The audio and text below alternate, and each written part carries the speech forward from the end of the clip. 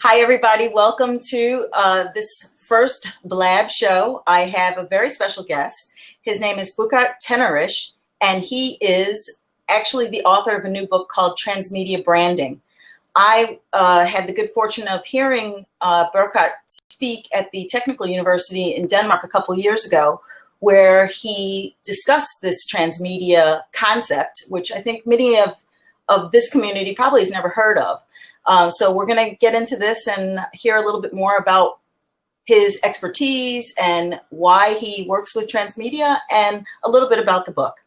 And we should be stopping at 7:45 my time. That's Central Eastern time. So that's 10:45 your time, right? You're in California, right? That's right, Lori. I'm here in Los Angeles. Okay, so there you go. All right, so thank you, and take it away, Burghardt. Yeah, thanks for having me on. First of all, I'm super excited to try out Blab. What a cool platform. So that in itself is a lot of fun. Yeah, so as for my background, I'm currently a professor at the USC Annenberg School for Communication and Journalism, where I focus on public relations. And in particular, I'm really tracking sort of the future of where this exciting industry is going. There's just so much happening right now, largely because of the changes in the media environment and because of social media. And so we're constantly trying to figure out where this industry is going, and I'm trying to make a small contribution to that. Mm-hmm. Prior to joining the University of Southern California, I spent a few years at UC Berkeley's Center for Entrepreneurship and Technology. And prior to that, really a long time in private industry up in the San Francisco Bay Area, working with tech companies for the most part, social media companies of all different sizes and shapes, the very established ones to the crazy startups and anything in between. I'm a true communication geek. I'm just super excited about where this communication environment's taken us. Okay, well, I'm going to go a little further back. Now, you're originally from Germany, correct? That is correct. And how did you end up in the States? How did you end up in transmedia? Oh, two very different questions, two very different answers. I had the opportunity many moons ago to be an exchange student at a journalism school in California, and I basically stuck to it. Then, mostly for personal reasons, decided to move to California and to stay here. I'm still keeping very close contact to Europe, to not only Germany, but as you know, I teach at the Danish Technical University once a year, a course on corporate communication and transmedia, something I'm very excited to do. It's a great opportunity. And basically, you'll find me in Europe at least several times a year. How did I get into transmedia? So one of my colleagues at USC Annenberg is a very successful, highly regarded faculty member by the name of Henry Jenkins. Mm-hmm. And Henry Jenkins, in his book Convergence Culture several years ago, coined the idea of transmedia storytelling. So he really looked at how, in particular, Hollywood brands or entertainment brands sort of take a central storyline. Let's use an example, Harry Potter, the Harry Potter book, and how they then essentially extend that or communicate bits and pieces of that storyline across completely different types of channels. So you have the book, you have the movies, you have a universal theme park, you have fans who take the storyline and create, for instance, the Potter Pals, which is a really funny a puppet series on YouTube. And it's really, he really studied sort of this level of fan engagement. Henry and I, facilitated by the Annenberg Innovation Lab, then developed the idea of, what would this look like if we applied the principles of transmedia storytelling to the greater public relations / integrated marketing process. And we created a class that we call Transmedia Branding. And we started teaching it, and our students really got into it. They came up with really cool case studies, and we essentially, if you like, sort of re-engineered methods that industry is using, and we looked at what do they have in common. And based on that, I wrote a paper on the design elements of transmedia branding, which eventually grew into the book Transmedia Branding, which is now out as an ebook at USC Annenberg Press. Okay, wonderful. I'm thinking of composing a tweet here. It says, Harry Potter is an example of transmedia storytelling. B. Tenderich. Tenderich, I keep saying it every time. It can't be Tenderich. That would be French. Depends what continent you're on. In Okay. Germany, you would call it Tenderich. In the US, people usually say Tenderich. Okay, Tenderich. Okay. I'm fine either way. Okay, great. Okay, and colleagues adapted this to PR and marketing, right? Yeah, so that was really, I think, my contribution and my research team and my students, that we exactly adapted these concepts to the marketing, PR, branding process. Cool. All right. So this is why sometimes the tricky part is it feels like you're rude to your guests because you have to multitask when you're doing Blab if you don't have a co-host, which is a good argument for having one, so that one can follow the back end and the host or hostess can actually concentrate on the task at hand. So very true. So anyway, that's what brings us to your latest book, or your first book, Transmedia Branding. Correct. And so if you break it down, who is it for, and what do you aim to what is the message you aim to share? Yeah, so I mean, let's start maybe with the second part of your question. It is, if you like, really a critique of mainstream PR and integrated marketing. So mainstream PR organizations that are still over-invested in traditional media relations and completely ignoring the fact that the media landscape is changing, and that really brands and therefore PR practitioners really become into content producers and turn to communicators themselves. There's some organizations, obviously, that practice it, but there are also many that really lag and really still practice PR the way it was practiced in the 90s. Critique of integrated marketing, well, sort of my beef with integrated marketing is they basically take a quote unquote message, something they want the world to know, and they bombard you with any type of channel they can possibly find. If I had a penny for every email list that I have unsubscribed from but never subscribed to, that just to me is a very good example of sort of this unwanted interaction with me. And it's typically very much a one-way thing. I'm being told something, and then now, in what I think is a poor use of social media, I'm being asked to like the stuff that they're bombarding me with, or even to tweet it, which really begs the question, why on earth would I want to do it, right? So this is where our thinking comes in, and we look at transmedia as really, if you like, an offering. We're putting something out there, information, content that we think the audience that this is intended for is interested in and wants to engage with and wants to vet and hopefully pass on to other people. And we're doing this on channels that vary a great deal based on where we think certain members of the audience want to be contacted, whether that is on YouTube, Twitter, it can be mainstream media, earned media, and ideally it's a mix of all of the above.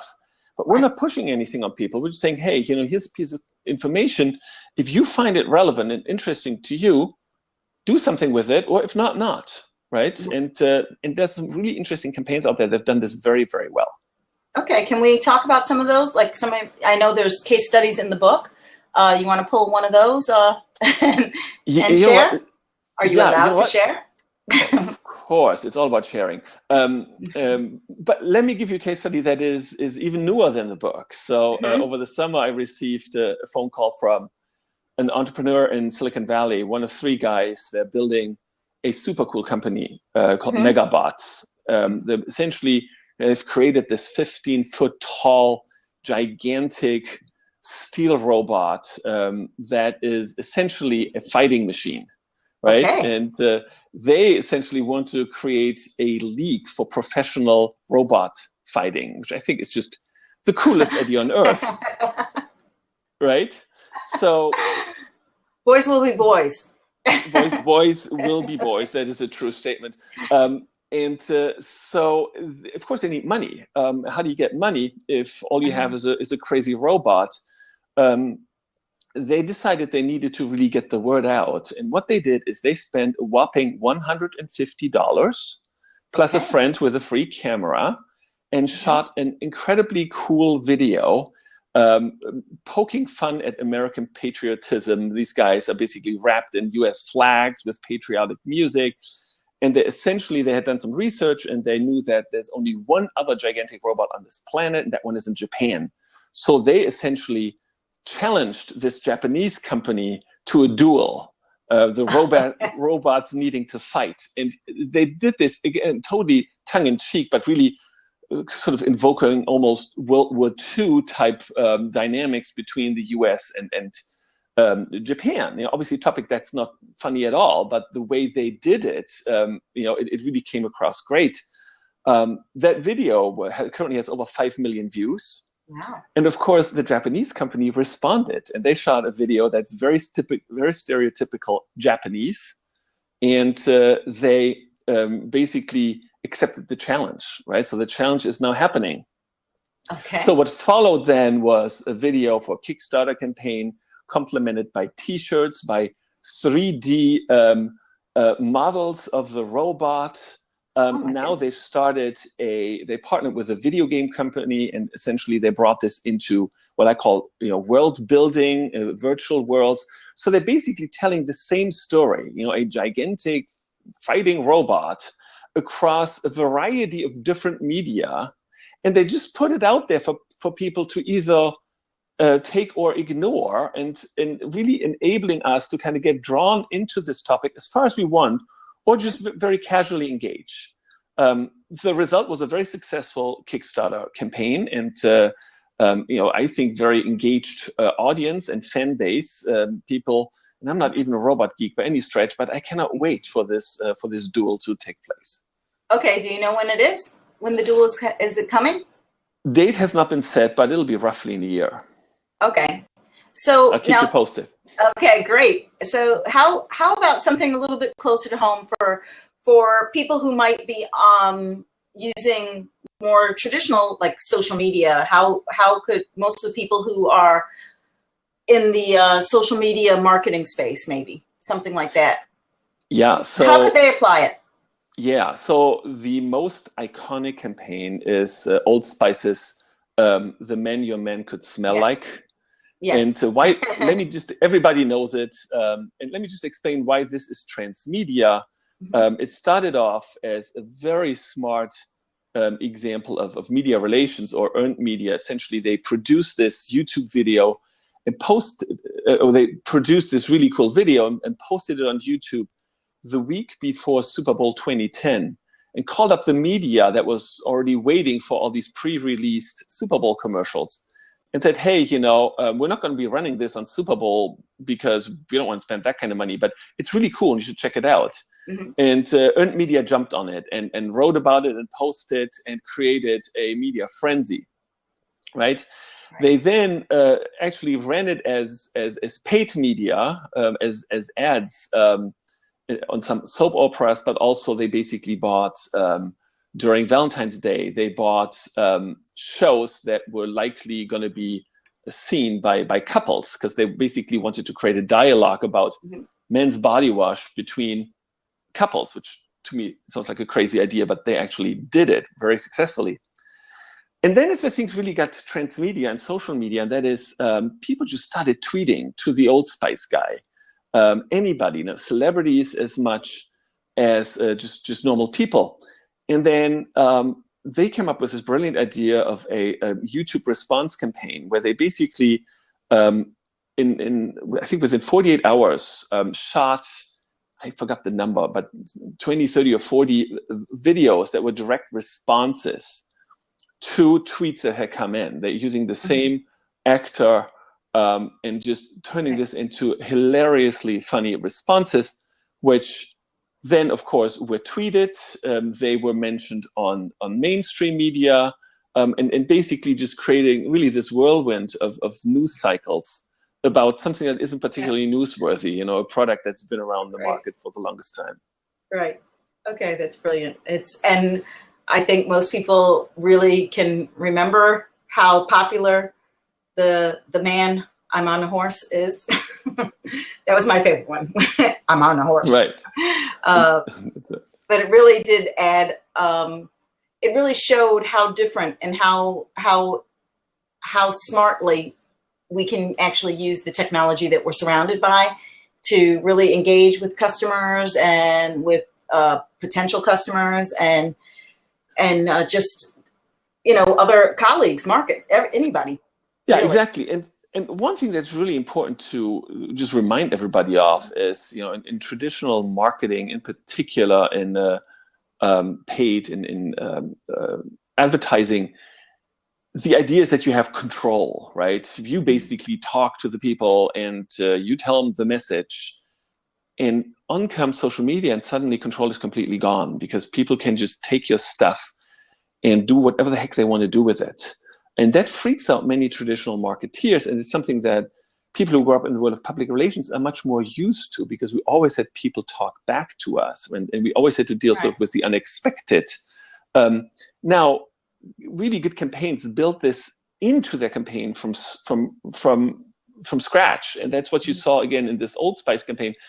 There were lots of parodies that popped up on YouTube, and that used some of the logos, images, and jingles, where traditional branding basically would have made you call the attorney to send a cease and desist letter. While no, they encouraged basically saying, hey, this is just free, spreadable media for us. This is just very good. And one of those parodies, which is hilariously funny, is basically the Sesame Street one. So one that was shot by Sesame, and it's basically about, of course, learning the alphabet. I encourage people to check that one out. Okay. Well, we'll have to put it. Actually, do you know the link, or what is it? What is it called actually?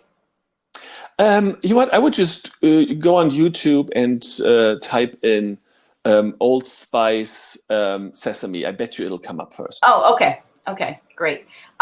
In case you're wondering what's going on, is I'm trying a little experiment. I should have probably told you before, but I am periscoping at the same time. I just put this on. Wow. So everybody who's here on Periscope, hi and thanks, and I appreciate it. And if you would like, jump over and come visit us here, actually on Blab.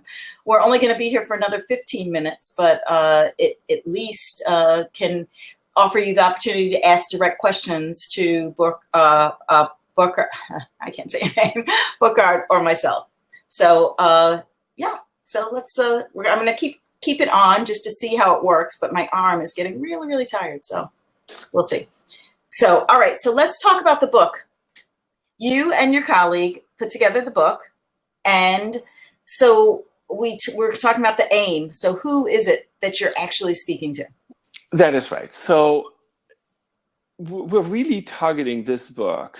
It's been written for anybody who works in marketing, integrated marketing, public relations, corporate communications, for privately held companies, publicly held companies, government, nonprofits, really anybody who lives in that world.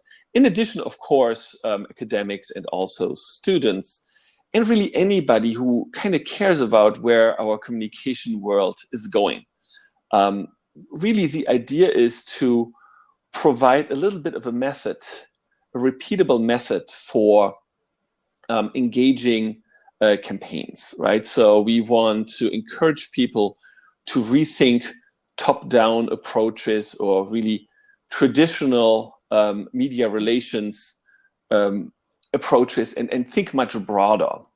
There's one concept that's been popped up here in the US a lot, that's called the PESO model, and many people are familiar with it, and it stays for paid, earned, shared, and owned. And if you think about this, sort of in traditional advertising, everything was paid, and that was the realm of the advertisers. Everything earned, media relations, that was the realm of the public relations world.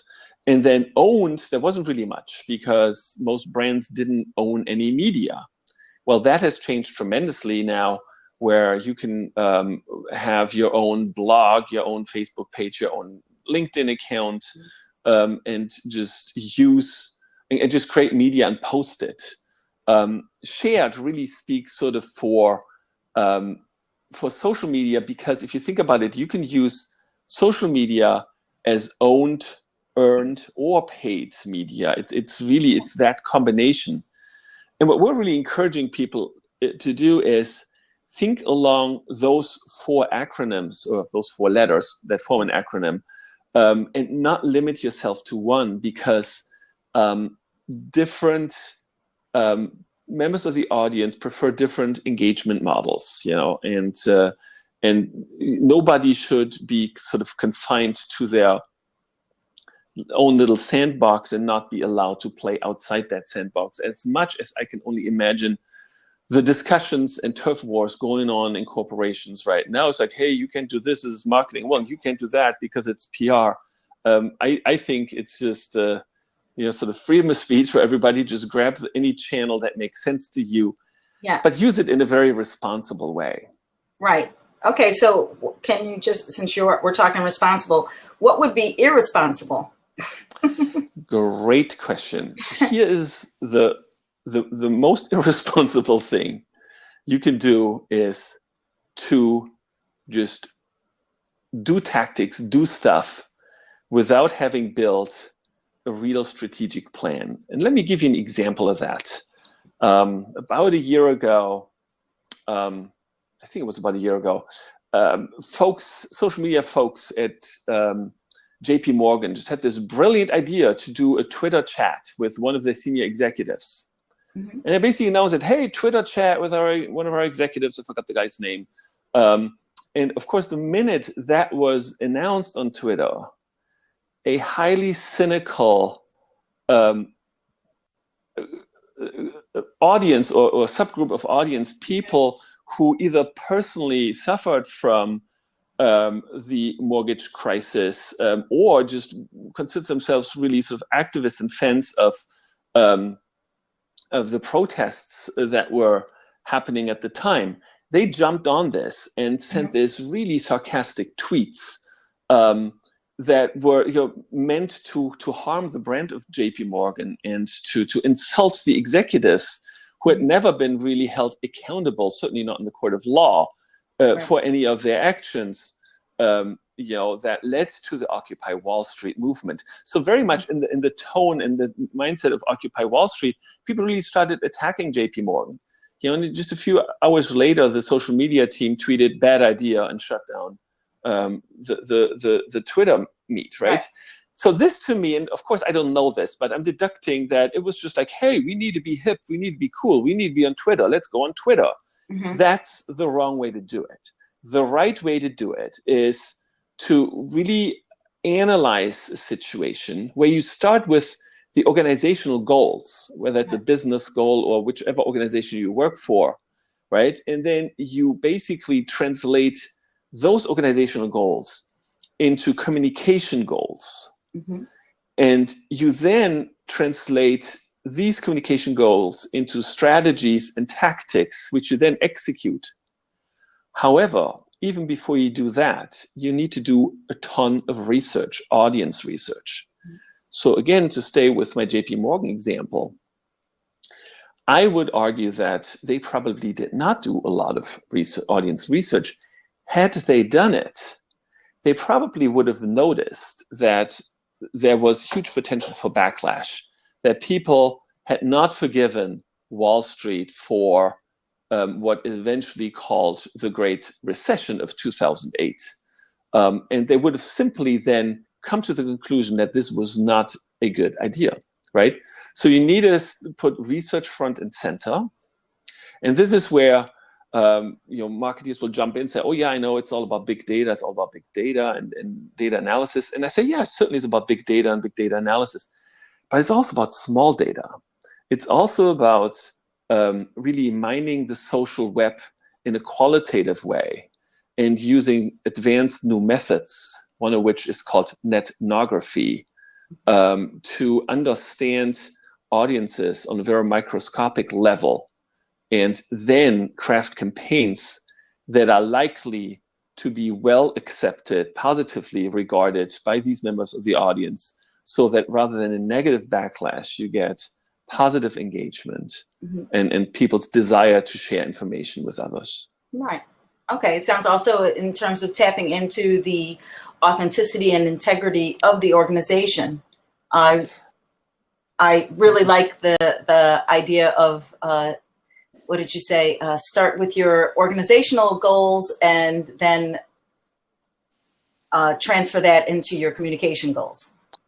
Exactly. You know, you shouldn't be doing anything in PR or marketing if it's not in direct support of your organizational goals. And that sounds like a complete no-brainer, but I must say, I'm afraid, especially in the world of PR and sort of social media engagement, you still see it a lot. People just like, oh, hey, we need to build buzz. You know, we need to get attention. It's like, attention, why? For what? How does this help you? Exactly.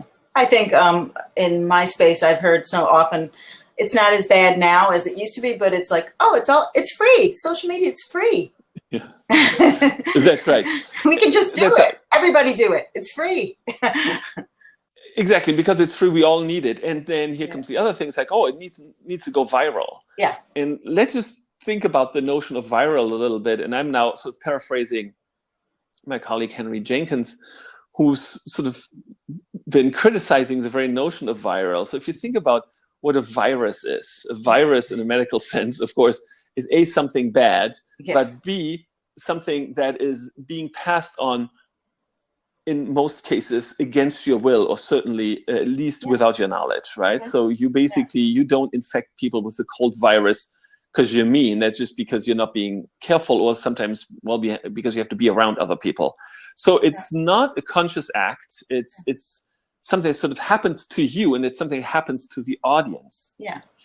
Now, if you think about the notion of something, quote unquote, going viral on the internet, if you use that terminology or that thinking, it's really an insult to the members of the audience, because it kind of implies that audience members are just these passive blobs that just, against their will or without their knowledge, pass a virus on to the masses. Right. And that's really the exact opposite of what happens, right? Yeah. So you receive a piece of information, and then you vet it. You know, you make up an opinion pretty quick, whether it appeals to you or not, whether it appeals to you negatively or positively or not at all. And then you make a decision, a very conscious one, whether to pass it on to other people or not, right? And that's very, very different from what a virus does. Right. So this is Henry Jenkins, therefore, doesn't refer to viral media or to media viruses. He talks about spreadable media. So it's media that is basically built to spread. Now, in terms of terminology, the battle has long been lost. Everything will still be called viral marketing in 20 years from now. But I think it's worth reflecting upon, you know, that we're really kind of shortchanging the members of the audience.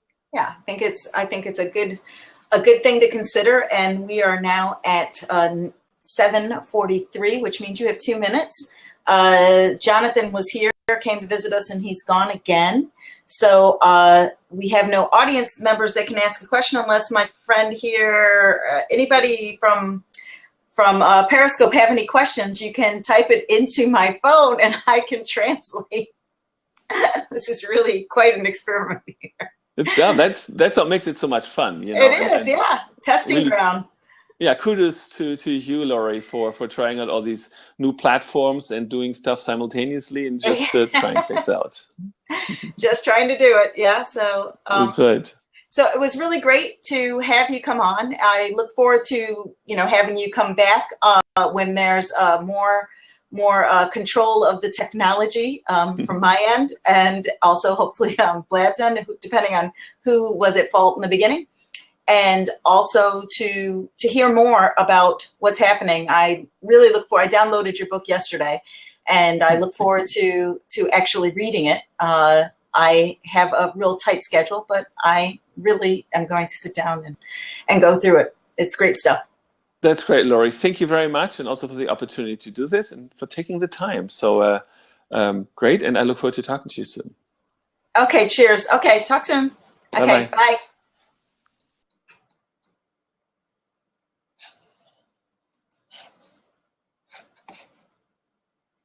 Thank you, and I hope you enjoy.